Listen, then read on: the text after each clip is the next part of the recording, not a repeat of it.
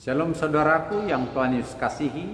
Sebelum kita melaksanakan aktivitas kita, mari kita bersyukur, kita sambut pagi ini, kita puji Tuhan.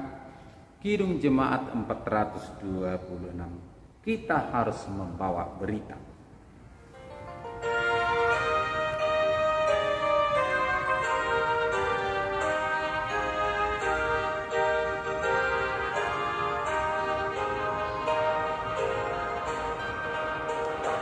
Kita harus membawa berita pada dunia dalam gelap tentang kebenaran dan kasih dan damai yang menetap,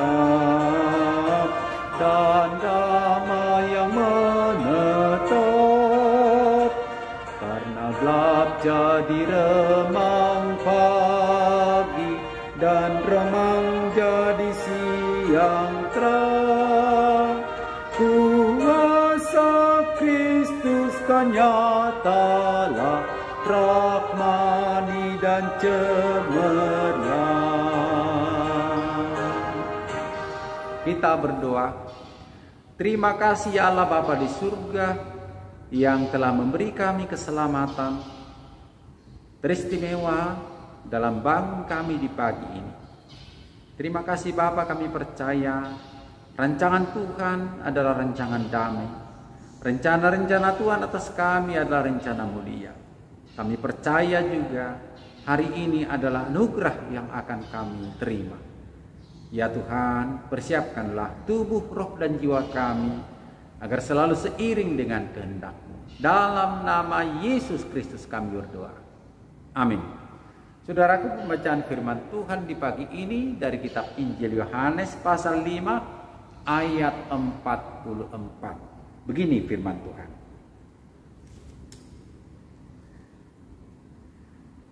Bagaimanakah kamu dapat percaya, kamu yang menerima hormat seorang dari yang lain, dan yang tidak mencari hormat yang datang dari Allah yang Esa. Demikian pembacaan firman Tuhan. Saudara-saudaraku, kata yang sangat khusus, kata yang sangat menarik mungkin di sini ialah teguran tentang rasa hormat.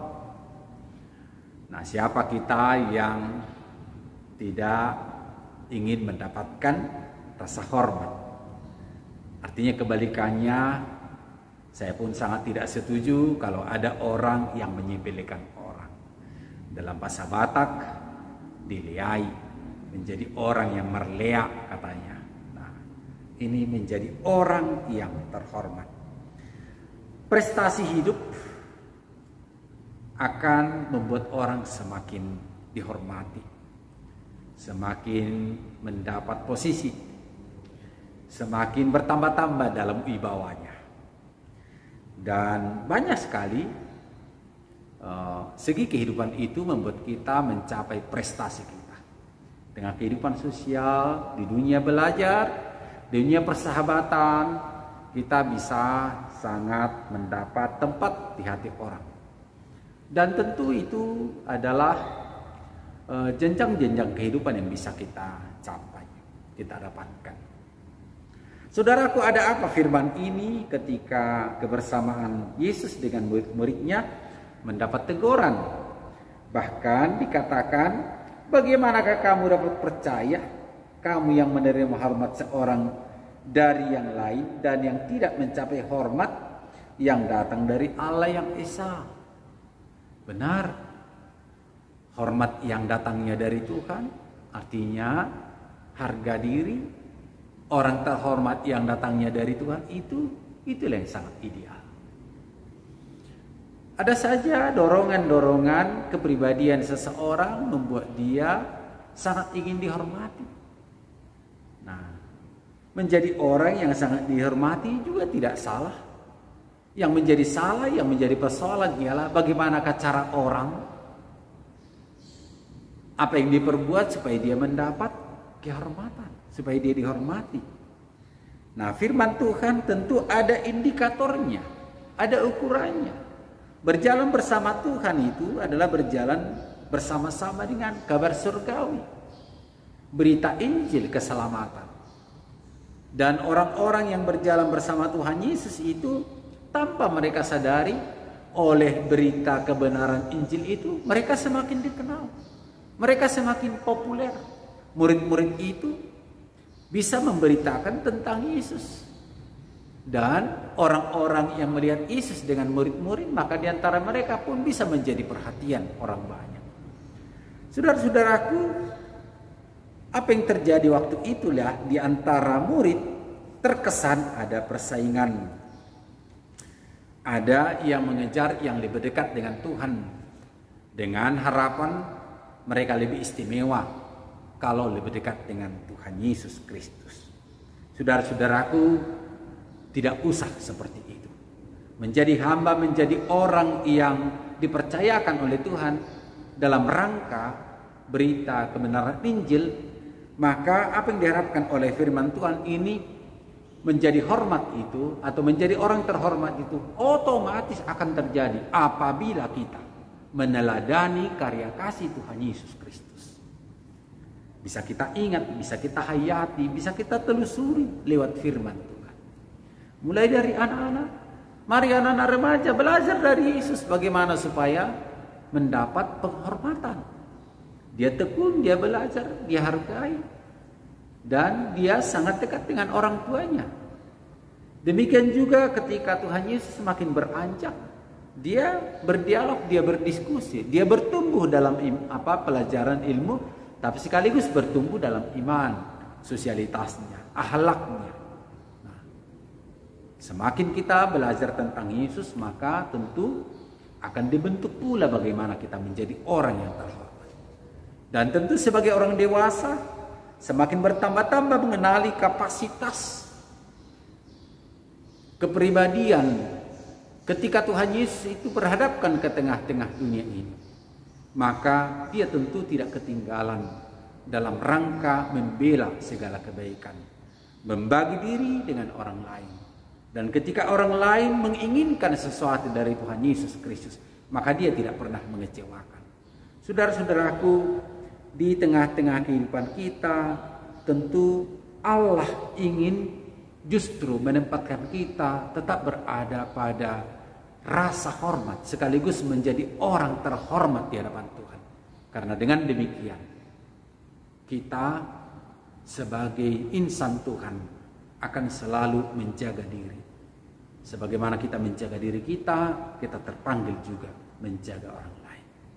Kiranya dengan kondisi kita yang sulit ini, hati-hati saudaraku, buatlah dirimu tetap menjadi hormat di mata Tuhan. Amin. Mari kita kembali kita puji Tuhan. Kirim jemaat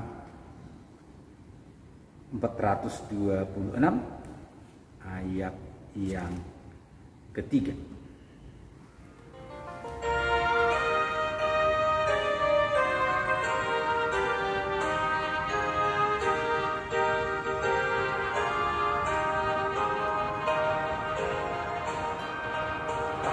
Kita harus membawa berita Allah itu kasih belas, diberikan putra tunggalnya supaya kita lepas, supaya kita lepas.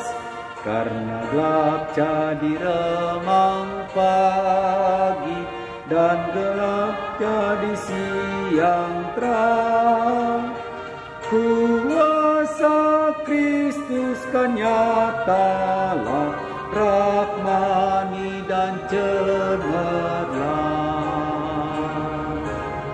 Mari kita berdoa. Terpujilah Engkau ya Tuhan, yang memberi anugerah besar bagi kami, agar kami selalu bersikap setia, berperilaku hormat, karena sebagai orang percaya kami memperkenalkan kepribadian yang terhormat di mata Tuhan, yang berkenan di mata Tuhan, dan disukai oleh orang lain, menjadi pujian bagi Tuhan sendiri. Ya Tuhan, tidak sedikit godaan di tengah-tengah dunia ini. Jalan-jalan pintas yang menodai kehidupan orang percaya. Jalan tersesat, seolah-olah menguntungkan, seolah-olah membuat kegemilangan, menjadi orang yang terkenal.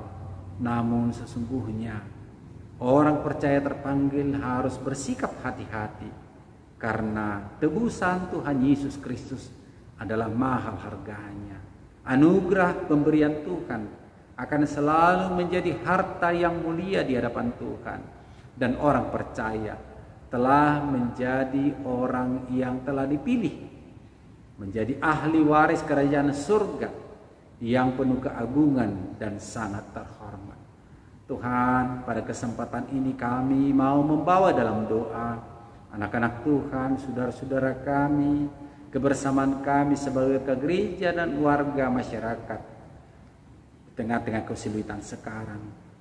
Kasihani kami Tuhan, agar selalu menjunjung tinggi, menjadi pribadi yang terhormat di mata Tuhan, jauh dari kedengkian, jauh dari keangkuhan.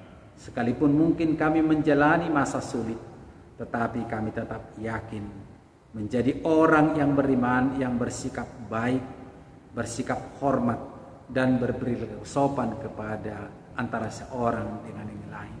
Jenguk mereka dan laut mereka Tuhan yang sedang sakit. Pulihkan mereka Tuhan. Ampuni dosa kami, hiburkan mereka yang sedih. Terpujilah Engkau ya Bapa, dalam nama Yesus Kristus kami berdoa. Anugerah daripada Allah Bapa kita, pengasihan dari Yesus Kristus, dan persekutuan dengan Roh Kudus senantiasa memberkati. Amin. Saudaraku, selamat pagi, salam sehat.